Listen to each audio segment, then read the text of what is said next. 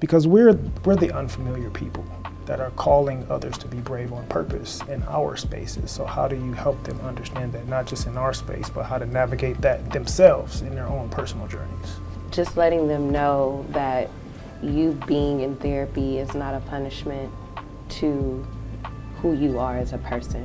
It doesn't mean that you had to go to therapy like to become a better person. You know, there's parts of us, and when we start taking apart those parts of us, they create who we are. Like some of those parts might hinder us, but there's other parts of us that we need for survival, we need for growth, we need for any other new space that we're walking into. We can take those parts into different rooms and they can show up in different ways. So our lived experiences, well, my lived experience is how I share that with clients, is that it's okay that you're here. You're supposed to be here. It's a privilege to be here, and it doesn't mean that you're here with any other negative intention to go out and show up in a different way or anything like that. Like, it's for you to show up in a way that's conducive for you. It may look different, but it's conducive for you.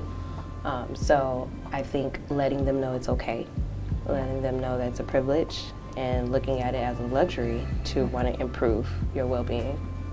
Yeah. I know for me, like, a lot of my confidence building has come through group work, and sometimes it was informal group work, whether it be through a community organization or through a church. And so I find it a privilege to be able to facilitate group spaces where we're setting a container and inviting people to show up bravely. Like, we're setting the space and the parameters of safety and putting those conditions of safety in place to let people, like, hey, we're gonna come, we're gonna be together, and you're gonna get to try on different pieces of yourself. Like, you were sharing, like, the different pieces, or seeing how other bodies inhabit this space, right? So I think for me, in my own personal experience, that's how I kind of built my confidence.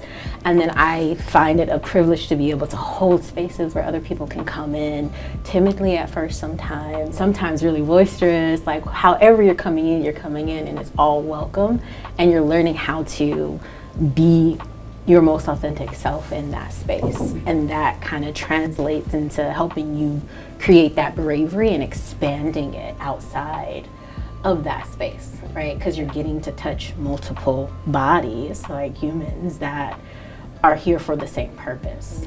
And so I think that creates like a ripple effect as well, in terms of how we take this work outside of the therapy room or outside of the group space.